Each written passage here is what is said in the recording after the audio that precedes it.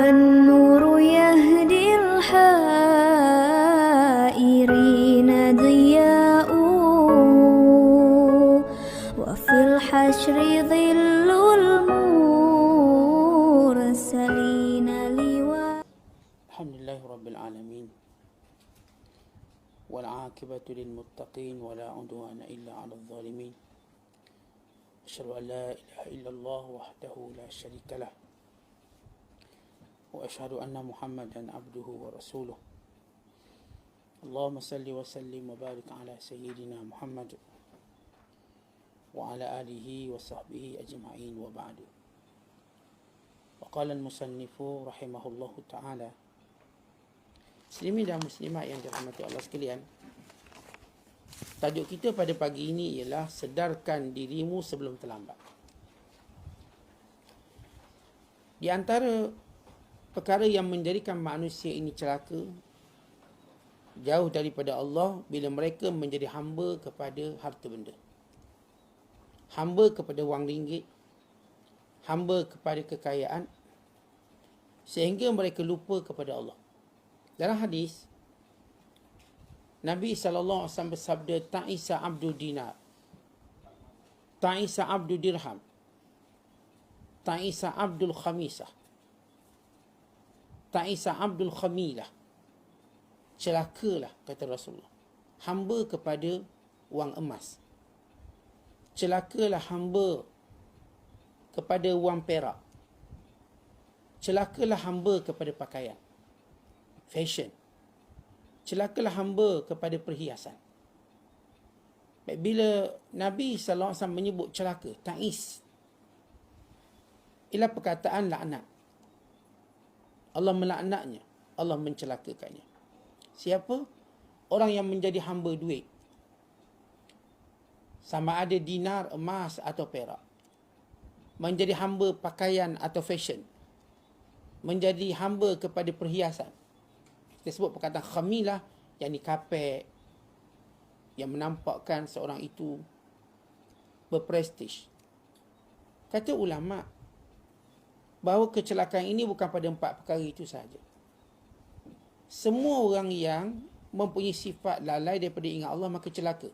Celakalah hamba kereta, celakalah hamba rumah, celakalah hamba kawan-kawan, celakalah hamba Facebook, celakalah hamba Instagram, celakalah hamba Twitter. Sebarang benda yang menjadikan kita jauh dari Allah, maka ianya dilaknat oleh Allah.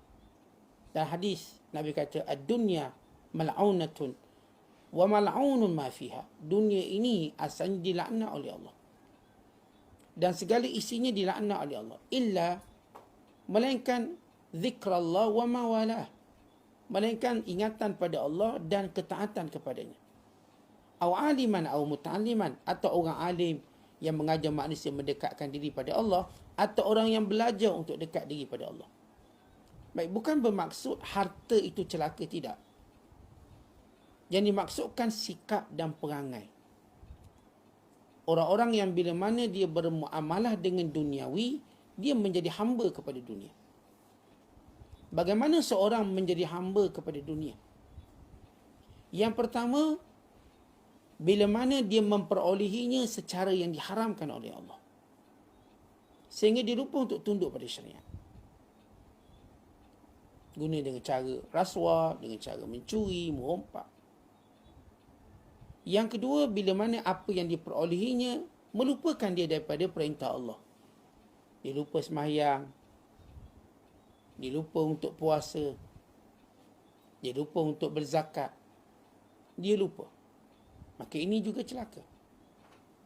Dan celaka bila apa yang diperolehinya juga menjadikan dia sombong. Tadi dia ambil daripada yang haram. Yang kedua, jadikan dia lalai daripada perintah Tuhan. Yang ketiga, menjadikan dia sombong. Sombong terus merendah-rendahkan orang lain. Kalau dia ada duit banyak, dia rendahkan orang tak ada duit. Kalau pakaian dia cantik, dia rendahkan pakaian yang tak cantik. Kalau rumah dia agam, dia rendahkan rumah setinggal. Maka ini celaka orang ini. Sebab dia sudah menjadi hamba kepada makhluk yang bernama dunia. Sebab Allah Ta'ala mengharamkan kita menghina sesiapa pun. Kerana setiap orang yang berbeza ini, dia diuji oleh Allah. Yang miskin sedang diuji. Yang sakit sedang diuji. Yang tidak cerdik sedang diuji. Yang cerdik juga sedang diuji. Maka tak patut kita menghina sesiapa. Membimbing, menasihati, maka itu memang dianjurkan oleh Islam. Kita bimbing tak apa, kita nasihat tak apa. Bercakap dengan percakapan yang baik, okey. Tapi bila kita sombong, kita menjadi celaka dengan apa yang kita ada. Sebab tu siapa pun yang sombong dengan dunia yang dia ada, dia pun akan jatuh. Dia tak tunggu lama. Pasukan bola sepak, dia bangga, dia menang, dia menghina pasukan lain. Penyokong turut menghina, tak lama kalah. Kita ingat tu macam biasa-biasa je. Pasukan ni gah. Penyokong-penyokong dia pula tumpang semangkuk, berbangga, lalu menghina pasukan lain. Itu pun Allah jatuhkan. Jangan kata yang lain-lain. Supaya kita tak sombong. Kita diuji. Dan yang keempat yang disebut celaka ialah orang-orang bila mana melaksanakan ibadat, hatinya bergantung lagi pada benda tu. Masih teringat, sibuk. Allahu Akbar, sibuk. Juga celaka. Sebab sepatutnya waktu itu dia ingat Allah. Sepatutnya waktu itu dia khusyuk dengan Allah Ta'ala. Tak, dia baca Quran, dia ingat dunia. Dia Allah Akbar sembahyang, dia ingat dunia. Maka celaka benda itu. Sebab ia melalaikan ataupun mengganggu kekhusyukan. Celaka kerana kita perolehi cara haram. Celaka kerana dia melalaikan kita daripada perkara wajib, tak keluar zakat atau sebagainya. Celaka yang menjadikan kita sombong. Celaka yang menjadikan waktu kita ingat Allah, kita tak boleh ingat Allah. Dan celaka juga bila kita menganggap benda ini semua yang menentukan hala tuju dan juga matlamat kita.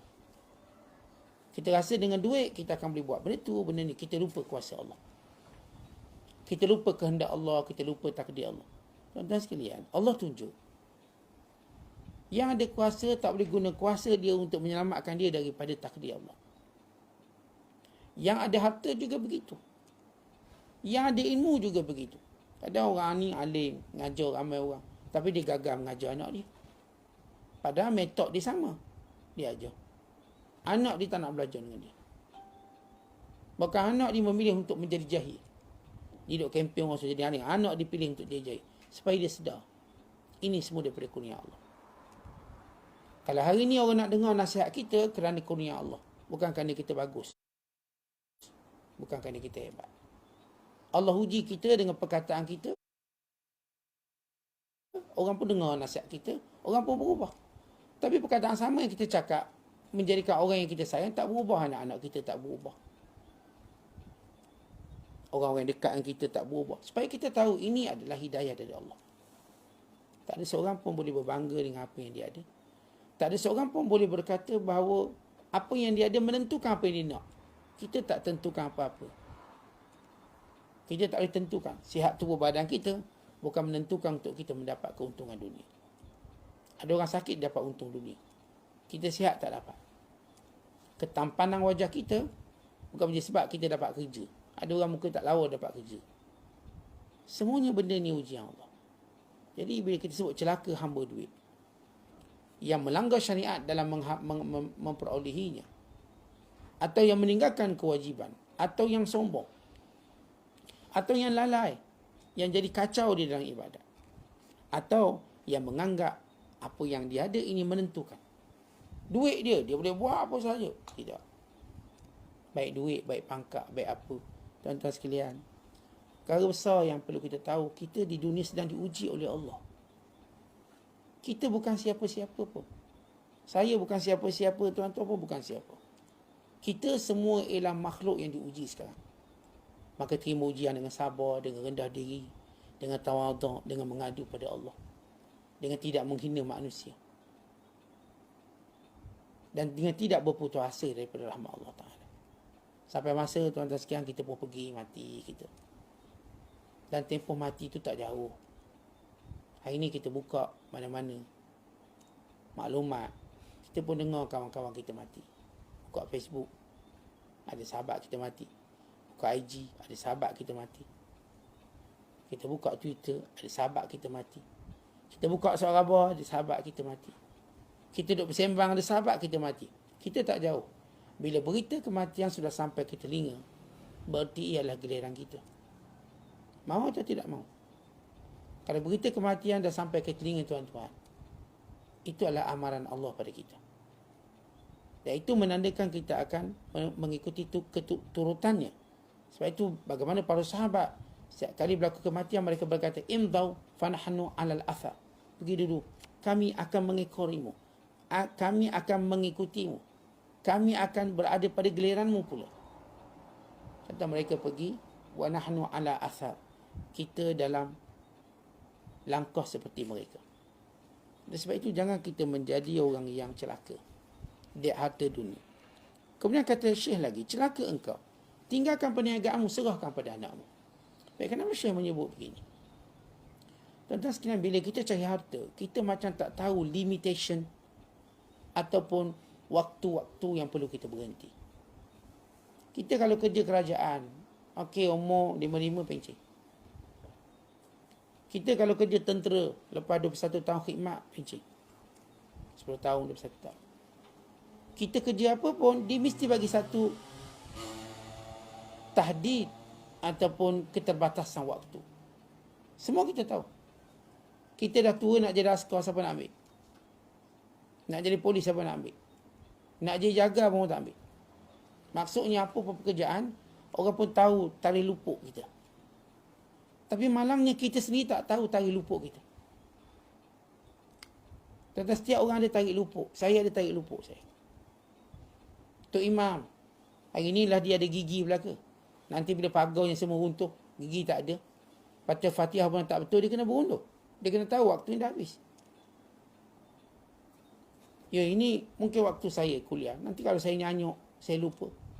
Maka itu bukan waktu saya. Saya kena mundur ke belakang. Semua orang kena tahu bila dia bukan waktunya. Dia kena tahu. Dan kita tahu bukan lagi waktu kita main bola sekarang. Umur kita tua. Tulang repuk, kalsium kurang. Kita pun tahu bukan sekarang waktu kita nak bertumbuk dengan orang. Kita dah tak kuat. Orang yang bertumbuk tu pun dia tahu pencen. Dia tahu dah tak boleh dah. Ni kadang-kadang kita tengok yang main tinju. Jurulatih dia tengok. Yang dilatih itu sudah dah kalah, dia dah baling tawa. Baling tuala. Sebagai isyarat pada referee supaya hentikan. Walaupun yang tu belum ngalah. Jurulatih kat luar dah baling tawa. Atau dia akan pusing tawa. Isyarat. Akhirnya referee akan hentikan. Kita dulu ada peninju paling hebat. Muhammad Ali. Sebut je Muhammad Ali kenal. Kalau tuan-tuan kenal, maknanya tuan-tuan tua sama macam saya lah. 40, 50, 60. Muhammad Ali. Siapa pengkat dia kena berhentikan apa? Dia kena Parkinson. Dia tumbuk dah tak laju. Bila lawan dia tumbuk dia tak boleh balas. Sebab apa? Gerakannya terbatas. Dia tahu ini waktunya, maka dia pembencin. Baik, kita tahu semua ini dalam kehidupan kita. Pencing.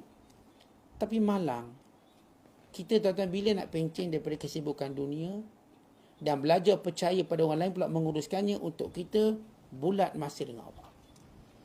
Lepas tu Syekh Abdul Qadir kata, tinggalkan perniagaanmu, serah pada anak-anak. Tetapi sampai bila kita tak percaya pada anak-anak kita pula yang menguruskannya. Sekarang bukan zaman kita. Siapa pun. Tok Imam. Ambil contoh Tok Imam. Dah bukan giliran kita. Serah, percayalah pada ganti kita.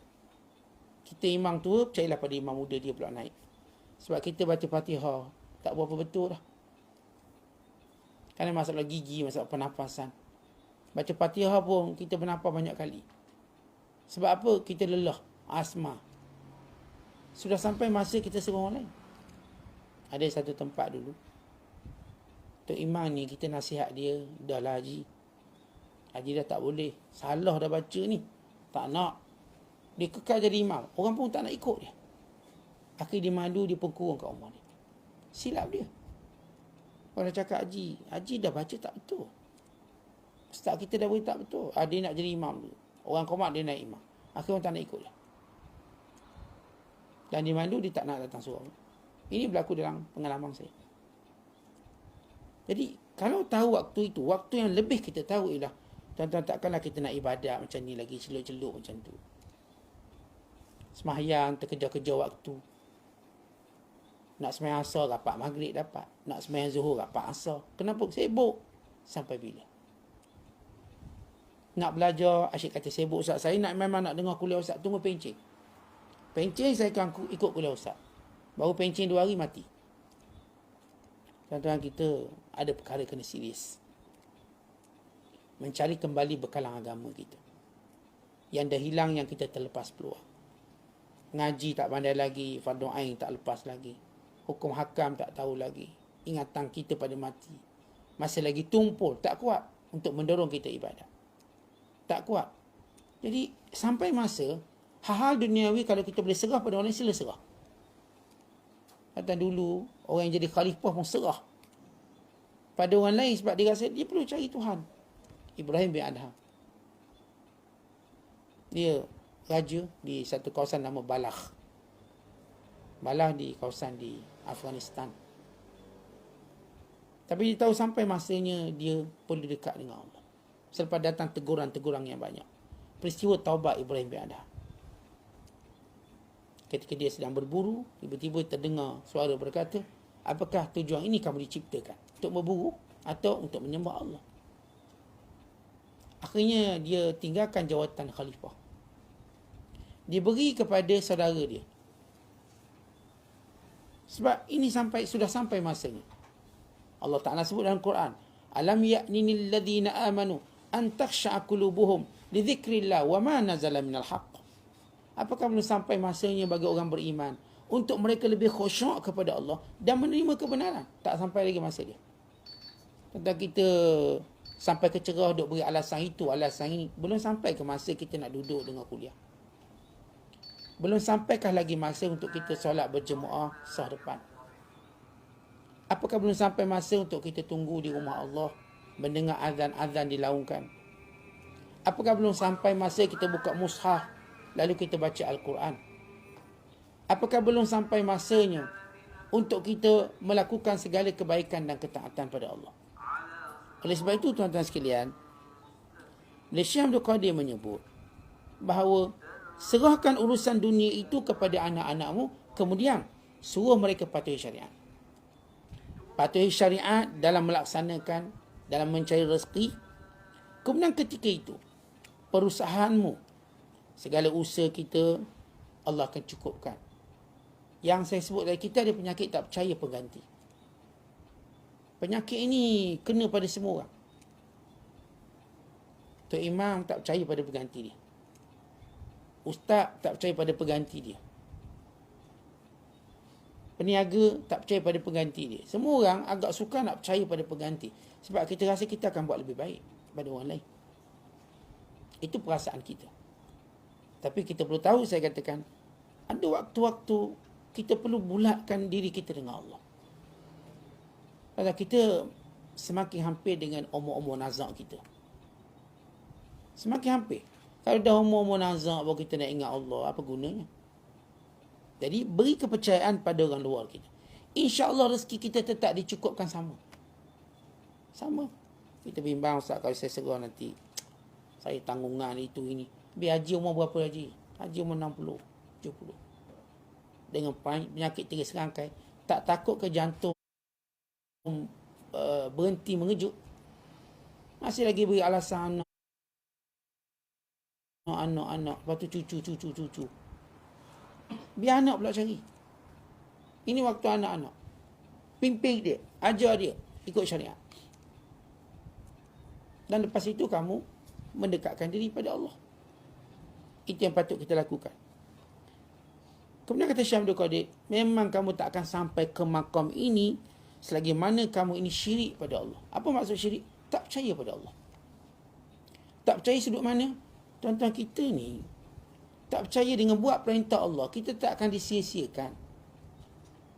Kalau saya tinggalkan yang haram, rezeki saya tak akan kurang. Percayalah. Kalau saya tinggalkan kesibukan dunia, keperluan saya tetap dicukupkan oleh Allah. Percaya. Kenapa kita syirik tak boleh, Ustaz? Ni kalau tak buat memang susah. Mesti susah.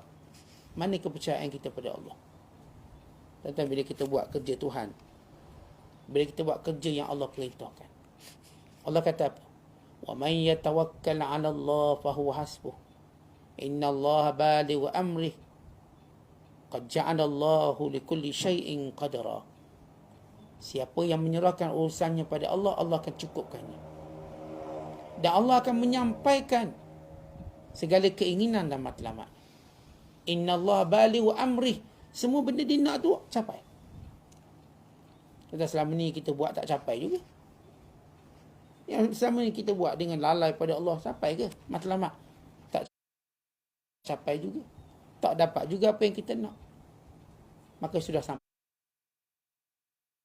masa untuk kita memberi masa yang lebih banyak kepada Allah. Demi kepentingan kita juga, Allah tak perlukan kita, kita perlukan Allah. Antumul fuqara. Kamu yang memerlukan Allah. Wallahu huwal ghaniyul hamid. Allah itu kaya, lagi terpuji dan tidak memerlukan padamu. Kemudian kata Syekh Abdul Qadir, tutup semua pintu-pintu lain. Apa sahaja yang memutuskan ingatanmu kepada Allah. Pertama, tutup dulu pintu kesibukan tu. Tutup dulu pintu pergantungan pada makhluk. Tutup dulu pintu ingatan kepada makhluk. Lepas itu taubat kepada Allah sungguh-sungguh. Taubat atas setiap kesalahan kita buat. Kemudian menyesal. Menyesal sebab kita berani sangat buat maksiat pada Allah. Dan kurangnya adab kita dengan Allah Ta'ala. Kemudian menangis. Tuan-tuan, menyesal tanpa air mata tak kuat. Tak kuat. Kita kalau makan nasi, walaupun nasi orang kata kenyang, tapi tak ada lauk, tak akan sempurna. Tak ada kuah, tak akan sempurna. Maka semua benda-benda macam tu, tuan-tuan sekalian, merupakan kecacatan kalau kita tak peroleh. Jadi kalau nyesal tu kena nangis lah. Kenapa? Allah suka hamba yang menangis. Syaitan suka hamba yang ketawa. Syaitan dia akan suka hamba yang ketawa, hamba yang resah, sedih. Itu syaitan suka. Allah pula suka hamba yang menangis. Kerana takutkan Allah. Kerana cinta pertemuan dengan Allah. Kerana melihat penyesalan-penyesalan atas apa yang mereka lakukan. Allah bagi segala-galanya, lalu kita segala-galanya kita buat maksiat pada Allah. Allah bagi kita rezeki yang cukup. Allah Ta'ala bagi kita nikmat yang banyak. Alhamdulillah sampai 60 mata tak kelabu. Telinga pun Masya Allah tak jejah sikit pun. Tapi telinga ni banyak dengan maksiat daripada taat. Kita pun segan, kita pun malu dengan nikmat Allah buat maksiat. Kita Alhamdulillah tuan-tuan, tubuh fizikal kita walau masuk 5 siri, 6 siri, okey. Makan masih selera. Tapi tidakkah kita malu dengan nikmat-nikmat ini, kita tak buat ketaatan pada Allah. Kemudian Syekh menyebut antara cara bagaimana kita nak perbaiki diri kita. Dia dah sebut tadi, tutup segala pintu lain daripada Allah yang menghalang kita ingat Allah Ta'ala. Kemudian kita taubat. Kemudian kita menyesal atas kesilapan kita, berani kita buat maksiat, tak ada adab kita dengan Allah. Kemudian menangis kita. Menangis atas apa yang kita lakukan. Kemudian tuan-tuan sekalian, bantulah orang susah. Kesempurnaan hubungan kita dengan Allah tidak akan sempurna melainkan kita mesti ada hubungan dengan manusia.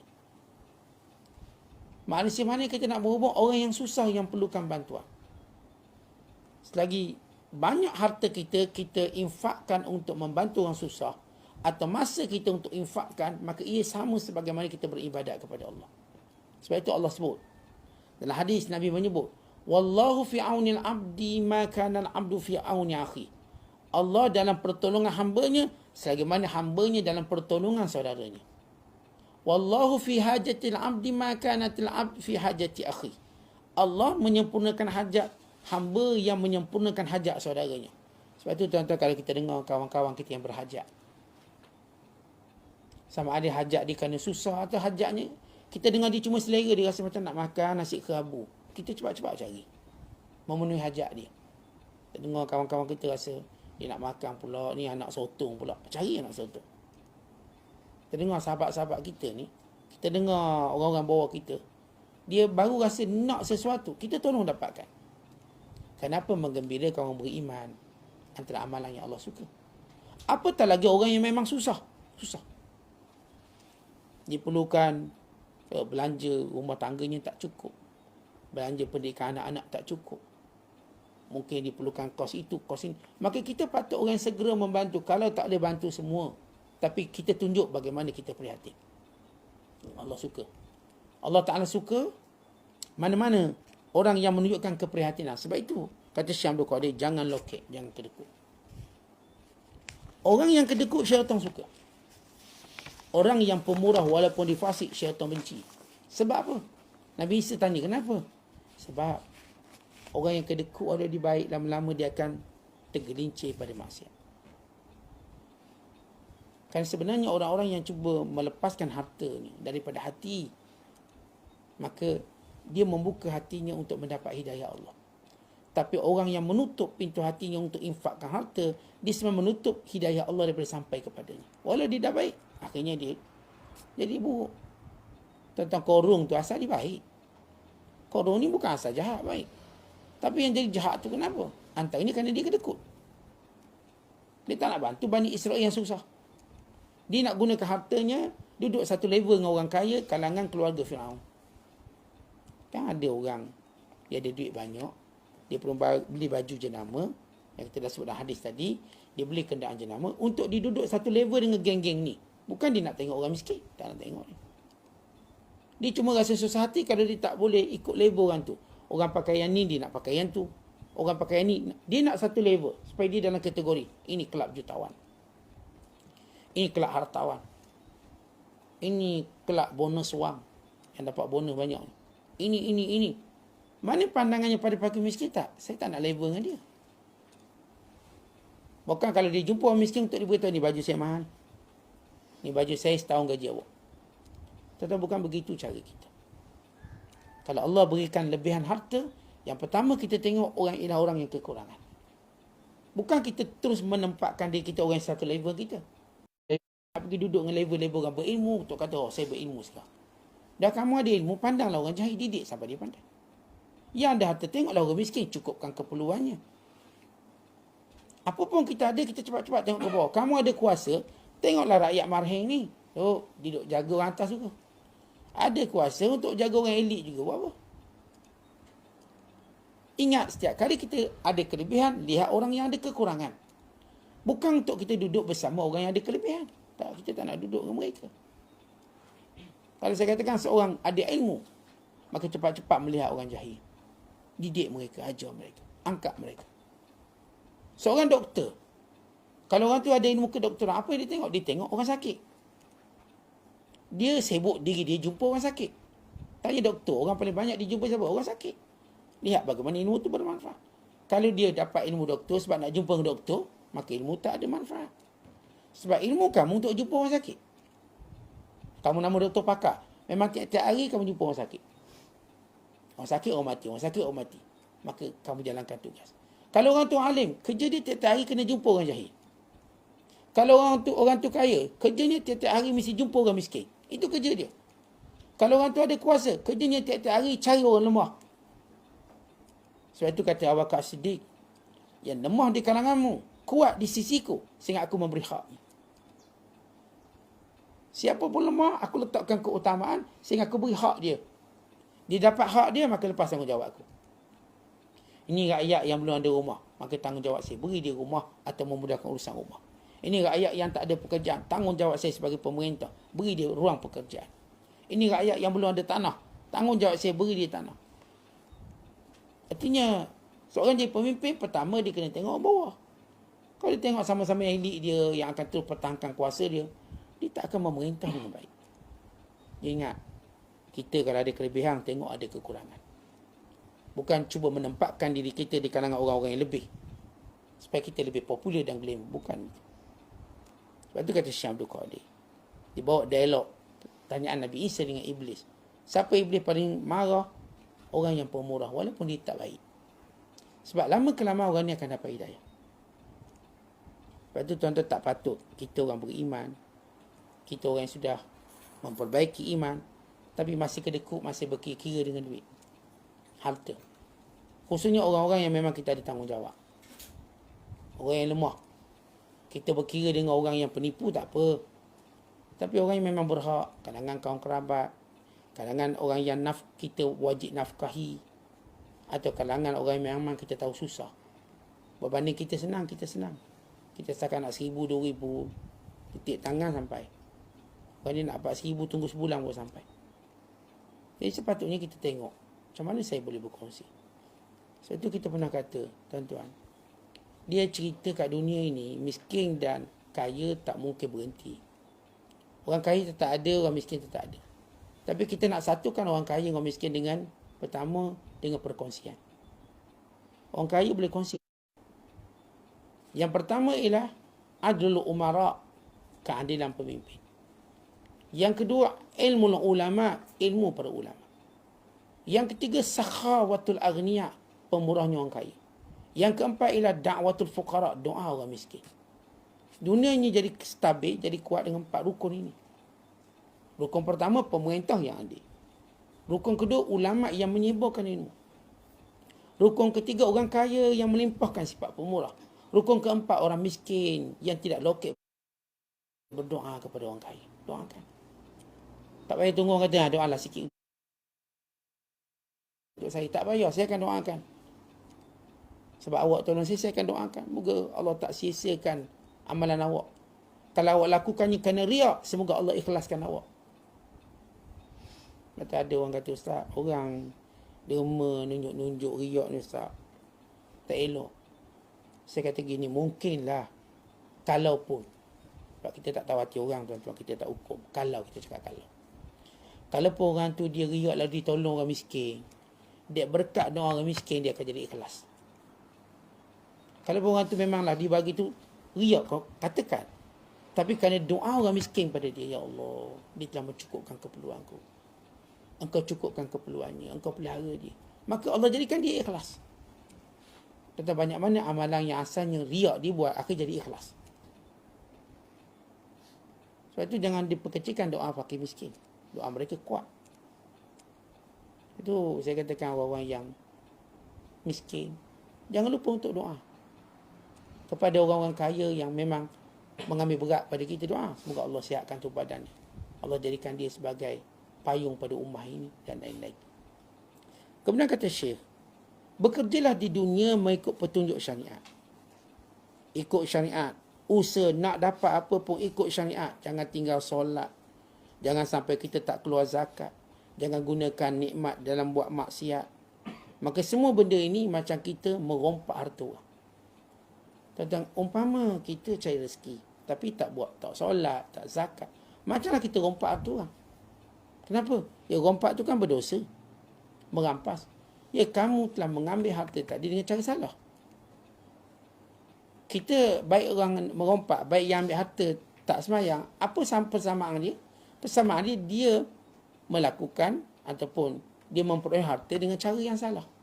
Yang ni cara ambil orang, yang ni cara menggugurkan kewajiban yang Allah fardukan. Sebab itu jangan lupa. Jangan sampai kita akan menyesal nanti. Orang mukmin sentiasa Allah berikan kesenang lenang dan ketenangan. Orang kafir akan susah payah dan akan resah.